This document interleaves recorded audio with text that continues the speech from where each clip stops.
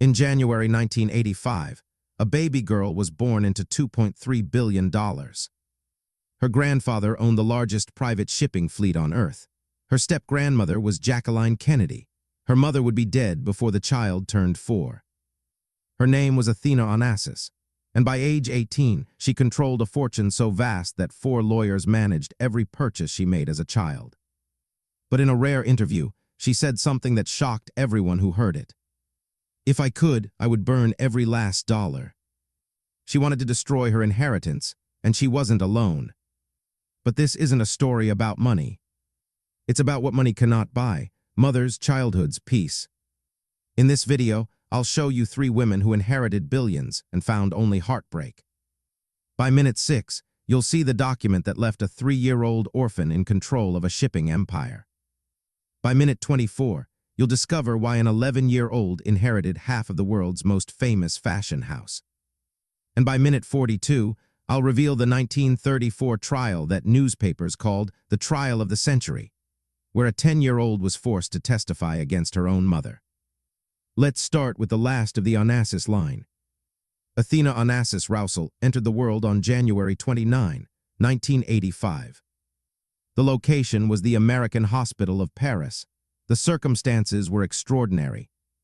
From her first breath, she was heir to not 1, but 2 of the greatest shipping fortunes ever assembled. Let me explain exactly what that means. Her grandfather was Aristotle Onassis. In 1975, Forbes estimated his net worth at $500 million. Adjusted for inflation, that's $2.3 billion in today's money. But the number alone doesn't capture the scope. Aristotle built the largest private shipping fleet in history. His tankers carried oil across every ocean. His influence stretched from Wall Street to the Greek islands. He named his 325-foot yacht after his daughter, Christina, Athena's mother. Winston Churchill sailed on it. Frank Sinatra partied on it. It was a floating palace. The family owned mansions in Paris, apartments in New York, a private island in Greece called Scorpios. And then there was the marriage that stunned the world. In 1968, Aristotle Onassis married Jacqueline Kennedy, the widow of an American president, the most famous woman in the world. The paparazzi went mad, the public was fascinated, but inside the family, not everyone celebrated. Christina Onassis, Aristotle's daughter and Athena's future mother, never accepted Jackie. She called her the widow. She refused to attend family dinners. The tension was constant. But Christina had her own problems. Her brother Alexander died in a plane crash in 1973. She was devastated. Her father died 2 years later in 1975. She inherited everything. Suddenly, Christina controlled one of the largest fortunes on Earth. She was 24 years old, wealthy beyond imagination, and deeply, profoundly unhappy. Christina married 4 times, 4 different men, 4 failed attempts at finding happiness. Her first marriage lasted 9 months. Her second lasted 14 months. Her third lasted less than 2 years. But her 4th marriage produced something Christina desperately wanted. In 1984, Christina married Thierry Rousel, a French pharmaceutical heir. And on January 29, 1985, they had a daughter. They named her Athena. For a brief moment, Christina had everything: a husband, a daughter, a purpose beyond the money. But the marriage was troubled from the start. Thierry had a mistress, a Swedish model named Marion Landhage. He never fully committed to Christina. 8 months after Athena was born, divorce proceedings began. Christina fought to save the marriage. She reportedly offered to share custody with the mistress. She paid Thierry's expenses. Nothing worked. The divorce was finalized in 1987. Christina got custody of Athena, but she never recovered emotionally. Everything I've told you so far is just the foundation. What happened in November 1988 changed everything. Christina Onassis was 37 years old. She was visiting Buenos Aires, Argentina. On November 19, 1988, she was found dead in her bathtub. The official cause was pulmonary edema, fluid in the lungs. She had a history of heart problems. Some suspected her extreme dieting contributed. Others blamed the emotional toll of her turbulent life. But whatever the cause, the result was the same. Athena Onassis was now an orphan. 3 years old, too young to understand death, too young to grieve properly, too young to know that she had just become the last direct heir to one of history's greatest fortunes. Athena had been baptized on Scorpio's, the Onassis private island. Now she owned it. She owned the yacht, the mansions, the art collection, the jewelry. According to estimates at the time, Athena's inheritance was worth between $700 million and $1 billion. But there was a catch. Christina Onassis didn't trust Athena's father. She never had. Even during their marriage, she suspected Heir was more interested in her money than in her. So before her death, Christina created a board of administrators to control Athena's inheritance until she came of age. 4 men, 4 Greek businessmen loyal to the Onassis legacy: Stelio Papadimitriou, Paul Ionides, Apostolos Zambellas, Theodore Gabrielos. Their job was simple: protect the fortune from anyone who might exploit a child. Including, Christina suspected, the child's own father. After Christina's death, Thierry Roussel gained custody of Athena, but he didn't gain control of her money. Every expense required board approval. Every decision needed their sign-off. Thierry was furious. According to reports, he threatened to move Athena to France. Why France? Because French inheritance taxes would have cost the estate hundreds of millions of dollars. It was leverage. Give me more control or I'll cost you a fortune. The trustees didn't budge. The standoff continued for years. Eventually, the family settled in Switzerland. Athena grew up in Lussy-sur-Morges, a quiet village near Lake Geneva. She attended local schools. She played with her half-siblings, Thierry's children from his relationship with Marion Landhage. To outside observers, she looked like any other wealthy Swiss schoolgirl. But Athena knew the truth. She wasn't just wealthy, she was a symbol, the last Onassis, the final heir to a dynasty that had shaped global commerce. And she hated it. In a rare interview with an Italian magazine, a teenage Athena made a stunning confession. She said the Onassis name was the source of all her problems. But that wasn't the most shocking part. If I could, I would burn every last dollar of the Onassis fortune. Her stepmother, Marion Landhage, confirmed this sentiment in a later American television interview. She said Athena had once told her, "If I could, I would burn every last dollar." Think about that. A teenager with access to nearly $1 billion, and she wanted to destroy it all. Why? Because the money came with ghosts, a mother she barely remembered, a grandfather who died before she was born, a legacy she never asked for. Athena had rejected her Greek heritage. She didn't speak Greek. She had no connection to Greek culture. She wanted to be normal. But normal was never an option. Athena said she wanted to burn her $1 billion inheritance. What would you do if you inherited that much at 18?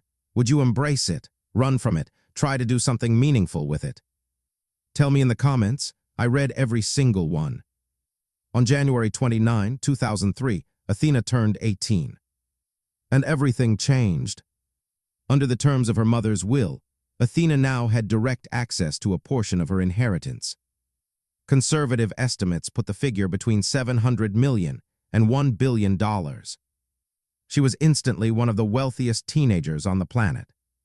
But with the money came expectations. The Onassis Foundation, the philanthropic arm of the family empire, needed leadership. Athena was the obvious choice, the only choice, really. If you're still watching, you understand that inheriting money doesn't mean inheriting acceptance. What happened next proved that even $1 billion couldn't buy Athena a seat at her own family's table. In 2006, when Athena turned 21, her lawyers made a formal request. They asked the foundation board to name Athena as president. The board refused. Their reasons were brutal and public. According to reports, the board cited no connection to Greek culture, unfamiliar with the Greek language, absence of formal education in business, complete lack of work experience. They said she was unqualified. They said she had little in common with her grandfather's legacy. They even invoked the memory of her uncle Alexander, implying Athena didn't deserve to carry the family name. The girl who had been handed everything was being told she was worth nothing. Athena's response was silence. She retreated from public life. But Athena found something the money couldn't taint. Horses. She had discovered equestrian sports as a teenager. By her early 20s, she was competing professionally. In 2001, she placed second in an event in Heiress, Spain. She competed under the Greek flag, one of her few connections to her heritage. On horseback, she wasn't the Onassis heiress. She was just another competitor. And it was through horses that she found love. In 2003, Athena began dating Álvaro de Miranda Neto, known as Dota. He was a Brazilian showjumper, two-time Olympic medalist, handsome, accomplished. They shared a passion for horses. They seemed happy. Athena moved to São Paulo. She purchased a duplex apartment overlooking Ibirapuera Park. The price tag, $8.6 million, pocket change for an Onassis heir. On December 17, 2005, Athena and Dota married. The wedding was filled with Brazilian celebrities and equestrian friends. The couple asked guests to make charitable donations instead of giving gifts. But there was a notable absence. Athena's father and stepmother did not attend. The family fractures ran too deep. For the next decade, Athena and Dota competed together. They ran a horse breeding business in Belgium called AD Sport Horses. Athena represented Greece in international competitions. In 2012, she suffered a spinal injury but recovered. By 2013, she was back competing at the European Championships. In 2014, she competed at the World Championships. She had built a life on her own terms, away from the Onassis drama, away from the foundation politics. But the past always finds a way back. If you're still watching, you understand that billions couldn't protect Athena from heartbreak. What happened next proved that even the life she built for herself wasn't safe. In 2016, reports emerged that the marriage was falling apart. The allegations were devastating. According to multiple sources, Dota had been unfaithful. The betrayal was public, humiliating. Athena filed for divorce. She hired one of New York's most formidable divorce attorneys, Robert Stephen Cohen, known for handling high-profile cases. The legal battle spilled into Belgian courts. Dota contested the prenuptial agreement. He demanded alimony. There were disputes over the horses, over property, over everything. The divorce was finalized in November 2017. Athena was alone again. Meanwhile, she had already let go of her most symbolic possession. In 2013, Athena sold Scorpios, the private island where her grandparents married, where her mother was christened, where generations of Onassis history had unfolded. The buyer was Ekaterina Rybolovleva, the daughter of a Russian billionaire. The price, $150 million. Athena was cutting ties. One by one, she was dismantling the empire she never wanted. Today, Athena Onassis lives quietly in Belgium and Greece. She continues competing in equestrian events. She rarely speaks to the press. She avoids the spotlight. The girl who inherited billions has chosen invisibility. Athena Onassis carries the last name of shipping royalty. But in 1997, an 11-year-old girl in Milan was about to inherit something even more visible. A name that appeared on runways from Paris to New York, on red carpets from Hollywood to Cannes, on the bodies of the most famous people alive. Unlike Athena, who could hide on islands and farms, this heiress would have no escape. Her family's logo was everywhere. And on July 15, 1997, her entire world collapsed. Allegra Versace Beck was born on June 30, 1986, into fashion royalty. Her mother was Donatella Versace, already a force in the fashion world. Her father was Paul Beck, an American model who had worked for the family brand. But the true power in the family was her uncle, Gianni Versace.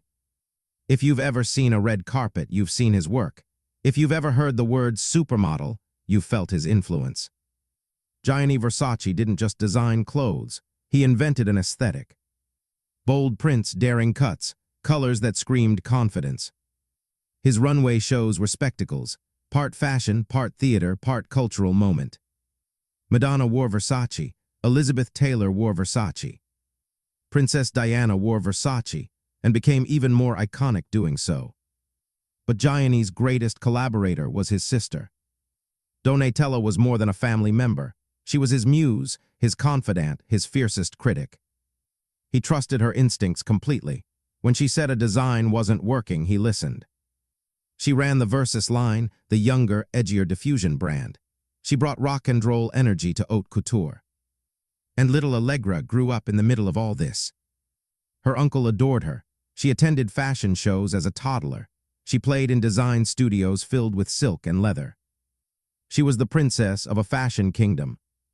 But Gianni Versace's life wasn't all glamour.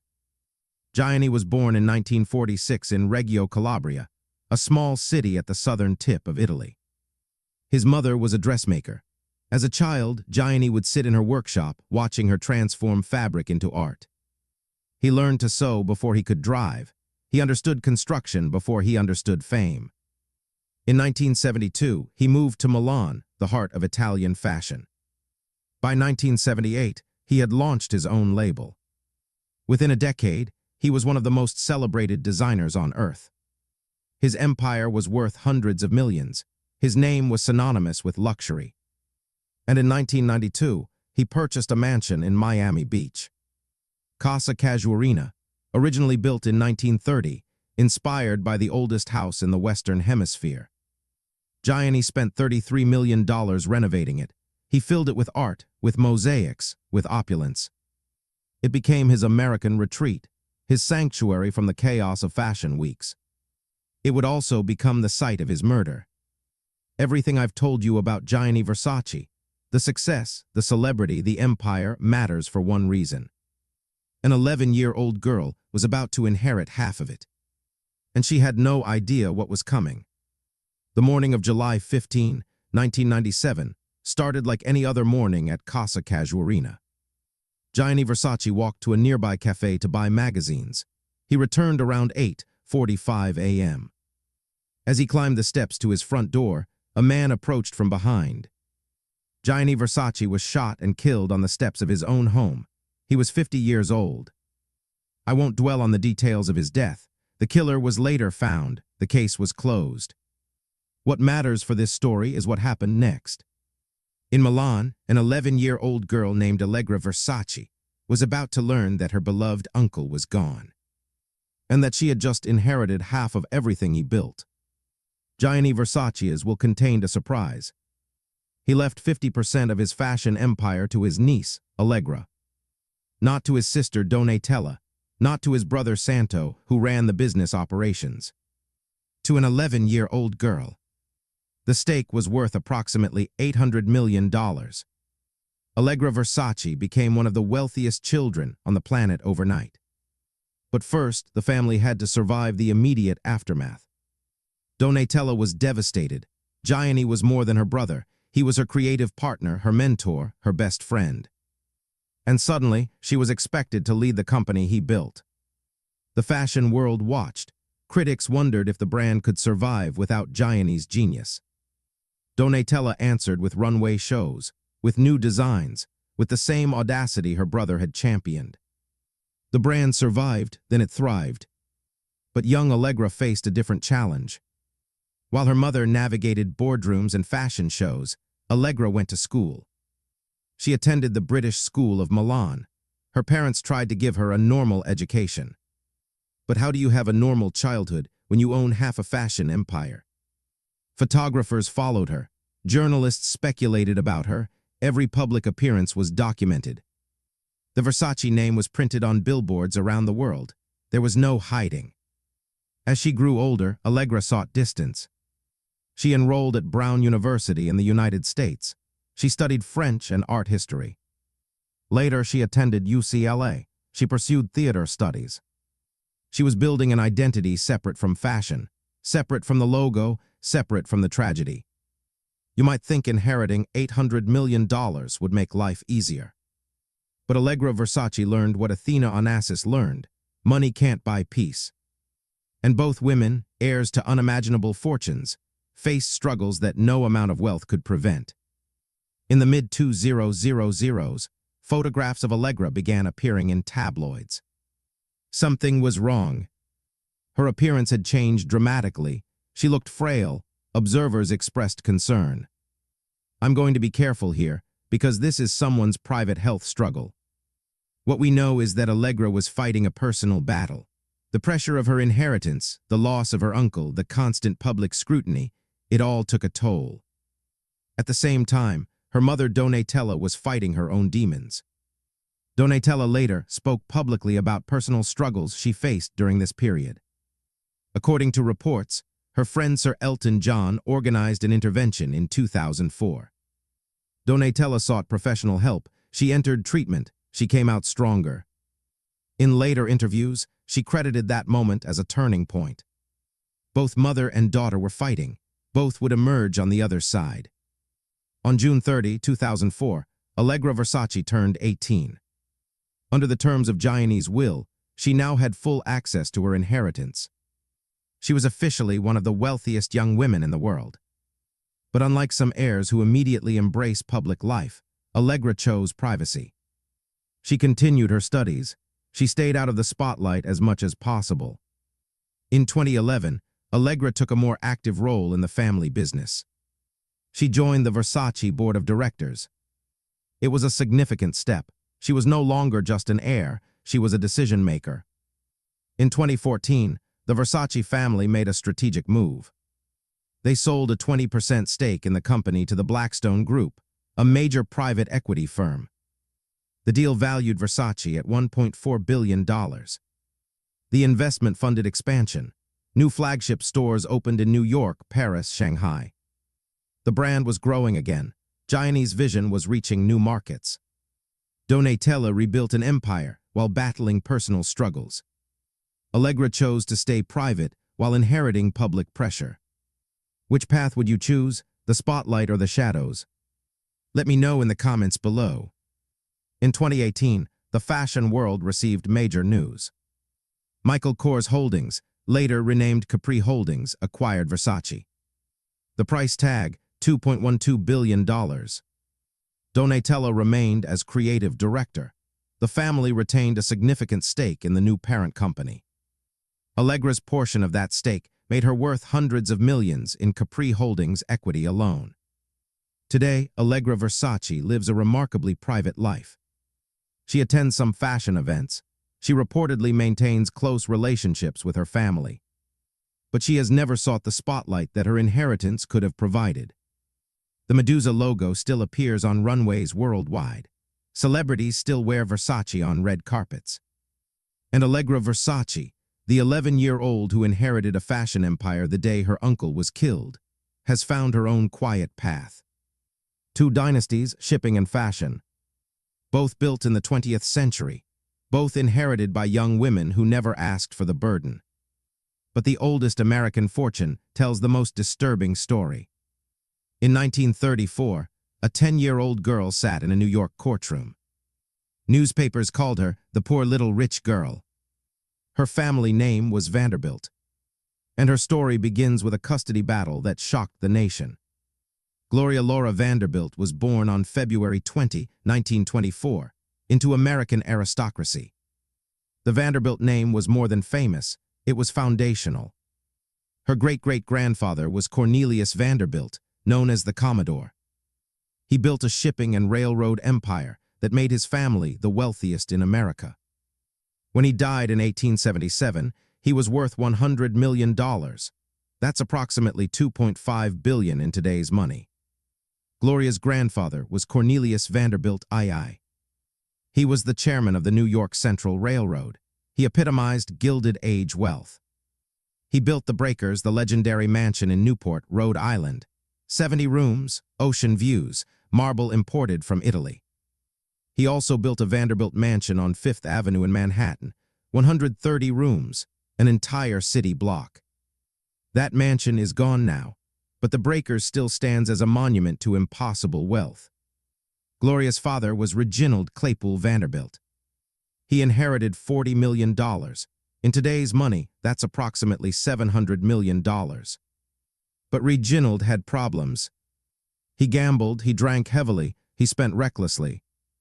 By the time Gloria was born, her father had already burned through most of his inheritance. Gloria's mother was Gloria Morgan. She was beautiful, glamorous, and only 20 when she married Reginald. His family disapproved. They thought she was a fortune hunter. But Reginald married her anyway.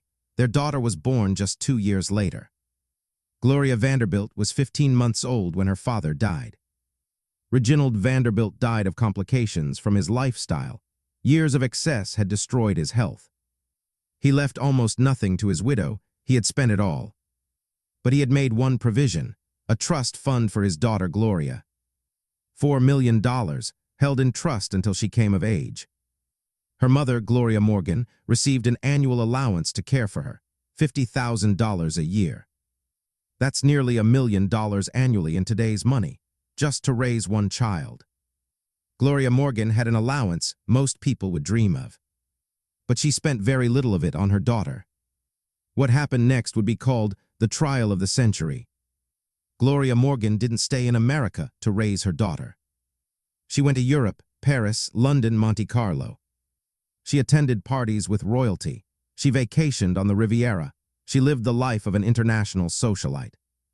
Her twin sister, Thelma, was having an affair with the Prince of Wales, the future King Edward VIII. The Morgan twins were fixtures in the most glamorous circles in the world. But young Gloria was rarely with her mother. She was raised by her nanny, a devoted woman named Emma Sullivan Caselick. Everyone called her Dodo. Dodo was there every morning, every bedtime, every illness, every nightmare. Gloria would later say that Dodo was the only mother she ever really knew. While her biological mother danced across European ballrooms, Dodo held her hand. But someone was watching, and someone decided to intervene. Gertrude Vanderbilt Whitney was Gloria's paternal aunt. She was wealthy in her own right, both a Vanderbilt by birth and a Whitney by marriage. She was also a renowned sculptor and art patron. She founded the Whitney Museum of American Art. In 1934, Gertrude decided that her niece was being neglected. She filed for custody. The trial began in October 1934. And it became a sensation. Every major newspaper covered it. Reporters filled the courtroom. Illustrators sketched the proceedings. America was in the depths of the Great Depression. Unemployment was 21%. And here were two wealthy women fighting over a child and a fortune. The public was fascinated and horrified. Gloria Morgan was portrayed as an unfit mother. Witnesses testified about her lifestyle, her parties, her absences. Staff members described finding her in silk pajamas at noon. They described inappropriate reading material in her bedroom. One French maid gave testimony that implied romantic relationships that shocked the courtroom. The details were so salacious that portions of the trial were conducted behind closed doors. And in the middle of all this was a 10-year-old girl. Little Gloria. She was called to testify, but her testimony was given privately to the judge alone. Judge John F. Carroll met with her in his chambers. According to later accounts, Gloria said she was afraid of her mother. She said she wanted to live with her aunt. A 10-year-old forced to choose between her mother and her aunt. Who do you think was really looking out for Gloria's interests? This debate still divides historians. Drop your take in the comments. But years later, Gloria made a confession. She had been coached.